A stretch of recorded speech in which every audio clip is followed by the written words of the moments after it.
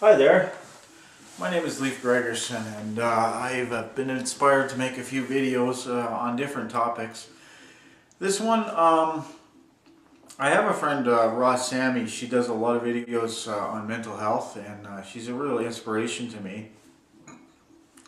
She gets like phenomenal amounts of hits, and well, I don't want to be too commercial about my use of YouTube, but I've written this book called Through the Withering Storm, and it's my hope that I can get it out to a lot of people.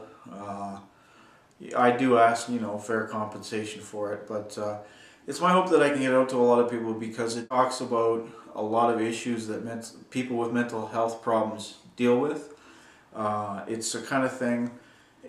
I've sold a couple of hundred copies, and it's the kind of thing that really appeals to people, especially family members of people with mental health issues. And some people, if they're a little more functional and they have a mental health issue themselves, they've enjoyed the book. I've sold it to a few guys around the housing project I live in here. But regardless, today I kind of wanted to talk about how I initially started to have problems. Um, my problems began when I was about 12. I went into Air Cadets. I was in grade 8, and I didn't want to go at first, but I kind of got obsessed with the whole military concept, and I got really into it. My dad started out buying me like a camouflage jacket that I think the first night he gave it to me, I slept in it. I didn't want to take it off. I just thought it was so cool. It was a genuine U.S. Marine Corps jacket, and as time went on, I would just throw everything I had, all my money, all my work, everything, all my efforts into getting more and more of these military clothing things. And I was buying magazines like Soldier of Fortune, which is a good magazine for people who are in the military, but for a 12-year-old kid, it's kind of a bad influence. I mean, there are articles, most kids are reading Teen Beach or something, and they're reading articles about their favorite bands and different things, or how to play the guitar. And I'm reading how to knife fight, or how to load, how to make your own ammunition in the wilds and things like that. But it got to an obsessive point, and by the time I was 14, my parents had just had enough. I was making fires, I was making bombs, I was doing all kinds of things, and they just decided it was time for me to get checked out. And I went into the hospital, and for the whole 2 weeks there, I acted like I was in prison, and I didn't really like much of the whole idea that I was put in the hospital and couldn't leave. I would lay in my bed and I'd wait until hear the footsteps coming of them to come and check on me. They'd check on me, I'd be laying down, and then I'd get up, and for a short while I'd go and read my war book that I had brought with me. I remember it was a Time Life series, War in the Desert. I had bought it off the TV, and just basically drifted through the 2 weeks I was in there, and didn't get much better.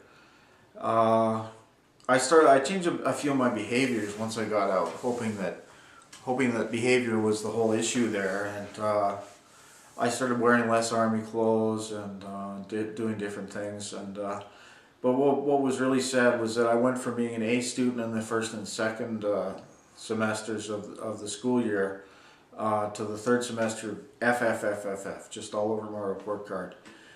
And I went into high school almost totally unprepared for it, and academically anyways. And I could drink, and I could party. I could do a few other crazy things, but it just wasn't. It just wasn't my time to sit down and do the things I should have been doing. Now, it ended up that didn't matter so much because I went through school. Finished grade 12. I didn't finish. I was short a few credits. In Alberta, you need 100 credits. And so I went through school, and then in the summer after grade 12, I had this fantastic time working at a gas station with a bunch of guys my age, and we had so much fun. And our boss was a great guy. I still see him now and then. I still talk to some of the guys I worked with now and then. But I just felt so lost, and the whole idea of going through my life with no structure, no regimentation, as it were, it seemed very difficult. So I ended up signing up to go back to school, and I had problems with it working at the gas station. I ended up getting fired, and I got another job working a night shift. It paid a lot more money actually, but I was working a night shift at a grocery store, and pressures really started to boil up because my dad was putting the finger on me to get out of the house. I was 18. I was old enough. He wanted me out. We were arguing all the time. It just wasn't working out, and I still had my high school to go on. I was trying to finish that, and so things went on, and slowly, I started just literally to go crazy. There were times before that, there were indicators. In that summer when I was at the gas station, one of the things was I had met this girl, and she could have potentially been my first girlfriend, but I hated myself. I didn't like myself. I didn't think I was worthy of having a girlfriend, and I kind of dumped her on a friend of mine, and just sort of left them to do whatever they wanted. And they did. They went ahead and did whatever they wanted. And then when I was working at the gas station, there were times when I would be driving home from work, and I would just be in the blackest fog of depression. Just totally so down, so restrained, so everything. And I didn't realize that this was something that didn't have to be. I had no idea about what antidepressants did or how they affected people. I had no idea that even that there was anything wrong. I thought maybe, okay, well, I'm doing a lot of physical activity at work, and then I stopped doing it, so maybe it's just sort of the peak or whatever that caused that. But as time wore on, the next spring I started to hallucinate, and I don't know if I can say that it was scary, because I was young, I was in good shape, I didn't have a lot to fear, I had a good job, no one could push me around, my dad couldn't push me around, but I started having these delusions, and they were quite serious. My first hospital admission, what had happened, I had been very left-wing when I was in my last years of school, and a friend of mine had come and picked me up, and we went to volunteer at an organization that was sending charity donations to Nicaragua, and it was called Tools for Peace, and I went down there to volunteer, and then I sort of just walked out for no reason, and I walked all the way across the city, probably about at least 3 or 4 miles to my sister's house, and knocked on their door, and my brother-in-law answered the door, and he said, this is not a good time, you shouldn't, I can't let you in. And I walked in anyways. I just walked right past him and laid down on the couch, and bang, he punched me in the stomach, and he took me and he threw me out in the hallway, and I didn't understand what was going on. Now, people later told me they didn't understand what was going on. Well, I had no clue myself. Something was wrong with my brain. I literally took off my clothes and was yelling and screaming up and down the halls, and they called the police, and I was yelling at the police, and I was laughing at the police, and that made them really angry. And they did very evil things to me when they got me in the ambulance, and it was pretty bad. I was only in the hospital at that point for a couple of days, and then I got out, and I went went back to school, and it was a few days later.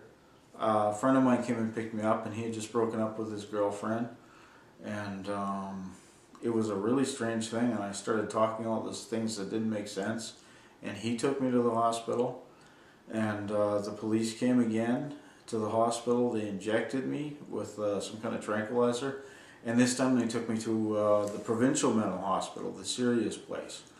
And this was a really scary place to be when you were 18.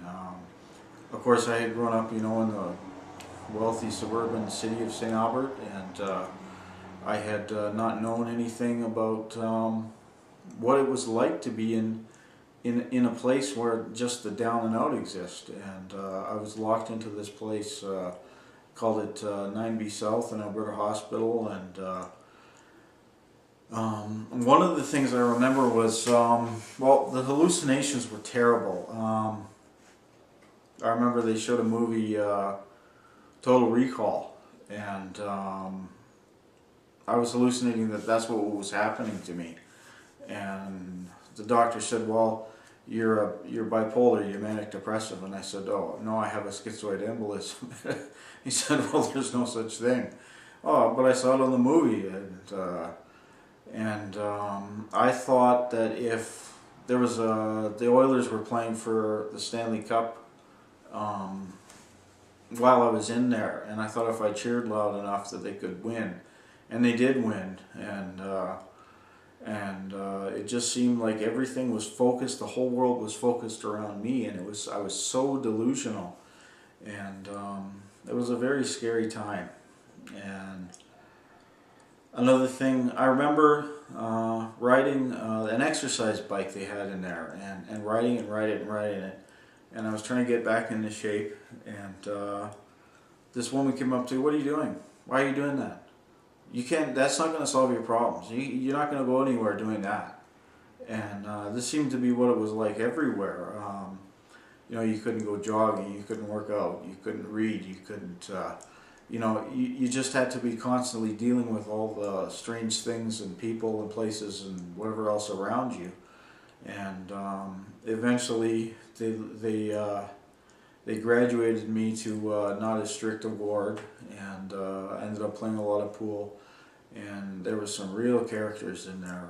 There was this guy Albert, and he had this laugh. And he says, he'd say, well, as soon as I get out of here, I'm going to go get some Molson Canadian. And everything he said ended with, I'm going to drink some Molson Canadian. And I figured he was logically the most interesting and intelligent person in there.